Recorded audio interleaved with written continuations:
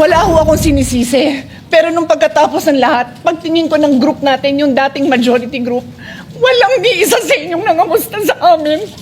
Parang walang nangyari. Yan po ang statement ng ating butihing Senadora Risa Hontiveros. Siguro po, para sa inyong mga wala dito. Pero para sa amin na nandito, napakaraming nangyari. Takot na takot po ako na kailangan ko na magpaalam sa mga anak ko. At yung staff ko na si Claire, na 20 years na sa akin, nandun siya sa labas. Siya sa 12-year-old son. Kinuwento niya sa akin late na tumatakbo siya, hindi niya alam kung saan siya pupunta. Kaya para sabihin niyo na walang nangyari. Napakasakit para sa aming lahat na nandito. And as I said, 2 pintuan na nagpo-protect sa akin.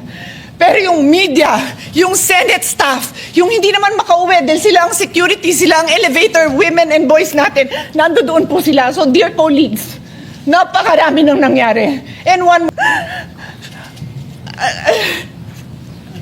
some of you I've known for 20 years, 10 years. And I didn't even hear any of you say, kumusta na kayo dyan? Napakasakit na sa akin. Sobrang sakit.